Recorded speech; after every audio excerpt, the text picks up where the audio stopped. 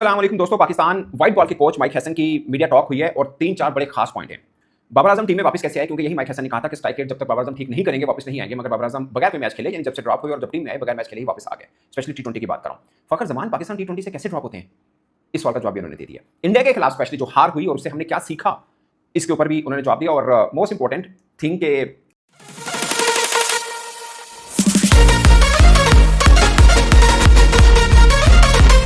ऊपर भी उन्होंने बात की, सुफियान मुकीम के ऊपर भी बात की है। ये सीधा सीधा पॉइंट है, एक एक करके शुरू करते हैं। सबसे पहले आते हैं फखर जमान। एक्चुअली में फखर जमान के सवाल के जवाब में ही बाबर आजम भी हैं। सवाल सबसे पहला उनसे ये हुआ कि बाबर आजम के बारे में आपने बोला कि स्ट्राइक रेट नहीं है, जब तक नहीं ठीक करते वापस नहीं आते, तो वो फिर कैसे आए। उन्होंने बोला कि फखर जमान को हमने पहली बात है ड्रॉप नहीं किया, हमने उनको रेस्ट दिया है और फखर जमान की कुछ चीजों के ऊपर काम करना है, इसलिए हमने उनको बोला कि आप जाकर डोमेस्टिक खेलिए। कुछ टेक्निक पर, जैसे फखर जमान पहले टी20 खेलते थे वैसे अब नहीं खेल पा रहे, इसलिए वो कुछ टेक्निक के ऊपर काम करना चाह रहे हैं और हमने कहा कि ठीक है आप रेस्ट करें। और हमारे पास एक अपॉर्चुनिटी थी कि फखर जमान नहीं है तो बाबर आजम को चांस दे देते हैं, इसलिए हमने बाबर आजम को चांस दे दिया। और मोस्ट प्रोबेबली उन्होंने कहा माइक हैसन ने कि बाबर आजम वन डाउन पे खेलेंगे। सो ओपनर आपके साथ फरहान और साइम अयूब है, ये आपको क्लियर हो जाना चाहिए।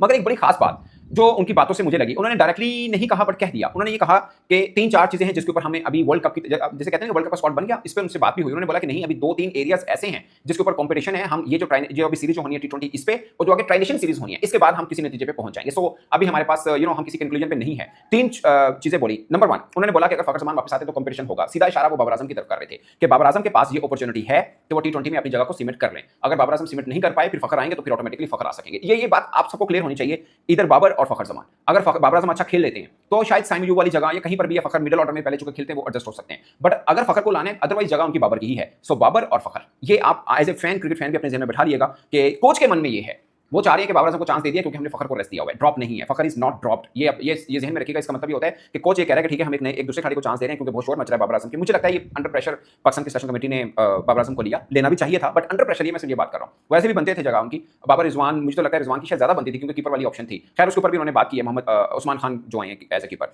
तो उनकी बातों से ये जाहिर होता है कि भाई साहब फखर जमान वापस आएंगे तो फिर कंपटीशन होगा, बाबर आजम, फखर जमान या ओपनर जो भी साथ में है उनके बीच में। सो दोनों इकट्ठे कैसे आएंगे ये एक बड़ा सवाल है। लाइक साबदा फरहान जैसे खेल रहे हैं, ऑफकोर्स उनके ऊपर तो बात नहीं होनी चाहिए, उन्होंने अच्छा खेला है, बट मैं वैसे बात कर रहा हूं तो टॉप पोजीशन का जिक्र किया कि वहां कंपटीशन होगा जब फखर आएगा। सो कंपटीशन फखर का बाबर से ही बनता है, क्योंकि अब बाबर फखर की जगह पे ही आए हैं। सो ये बात हम सबके ज़हन में रहनी चाहिए कि बाबर को अगर वर्ल्ड कप में भी टीम टी20 का हिस्सा बनाना है तो उनको अपनी फॉर्म को, अपनी स्ट्राइक रेट को, सब चीजों को प्रूव करना पड़ेगा कि वो फखर से बेहतर हैं। अदरवाइज मुझे ये लग रहा है कि अगर फखर आए तो शायद बाबर बाहर होंगे। सो ये मैं अपनी असेसमेंट बता रहा हूं, क्योंकि बाबर की जगह पे फखर आए, कॉमन सेंस है। अदरवाइज आपके पास उस्मान खान वो ओपनर हैं, साबदा फरहान वो ओपनर हैं, साइम अयूब वो ओपनर हैं, फखर आ जाते तो वो भी ऊपर ही खेल रहे हैं ना अभी तक तो। सो मुझे ये लग रहा है कि ये कोच बेसिकली ये कहना चाह रहे थे कि इस जगह। फिर उन्होंने दूसरा बोला कि स्पिनर्स में भी हमें कंपटीशन है, हमने उस्मान तारिक को लेके आए हैं, सुफियान मुकीम की कुछ चीजों पे काम करना है, इसलिए हमने उनको बोला कि आप डोमेस्टिक खेलिए, but he is not out of our world cup scheme. ये उन्होंने बोला कि सुफियान मुकीम भी उस प्लान का हिस्सा जरूर है, मगर उस्मान तारिक को हम इसलिए लेके आए, हम देखना चाह रहे हैं ये कंपटीशन है। ऑफकोर्स वर्ल्ड कप तक ये 2 सीरीज खासकर, उससे पहले हम तैयार कर लेंगे फाइनल, एक जो साउथ अफ्रीका वाला है, दूसरा जो ट्राइनेशन सीरीज खेलनी है। तो ये 2 चांसेस हैं उस्मान तारिक के पास भी। मीनवाइल डोमेस्टिक के अंदर सुफियान मुकीम कैसा खेलते हैं उनके पास भी है। सो अपॉर्चुनिटी, ये कंपटीशन है दोनों के बीच में जो कोच ने बना रखा है, क्योंकि 15 का स्क्वाड होना है, उसमें डिसाइड हो जाएगा। वैसे एशिया कप में हमने 17-18 का बनाया था, बट वर्ल्ड कप में तो 15 के रखेगा। बीच में रिजर्व जा सकते हैं अगर आप चाहें तो,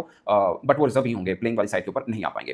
अब रहते कीपर वाली, ये 2 जगह होगी, एक तो ऊपर टॉप वाली यानी फखर बाबर, इनके ऊपर कंपटीशन है जो अभी डिसाइड करने के दोनों में से कौन वर्ल्ड कप स्क्वाड का हिस्सा बन सकते हैं, जो मेरी असेसमेंट है। नंबर 1 या ऊपर से कोई खुदा ना खासा फ्लॉप हो गया या इंजर्ड हो गया, तब ये दोनों भी रह सकते हैं। यानी खुदा ना खासा, मैं ऐसे एग्जांपल दे रहा हूं, जो ओपनर है कोई दूसरे हमारे, उनमें से कोई इंजर्ड हो जाता है या आउट ऑफ फॉर्म या सुफियान साइम से कुछ नहीं होता, फिर फखर साइम की जगह पे आ जाएंगे। सो ये एक चीज है। दूसरा कंपटीशन किसमें है? स्पिनर्स में। इसमें डिसाइड करने के वर्ल्ड कप प्लान में कौन होगा। नंबर 3 उन्होंने कीपर का भी जिक्र किया।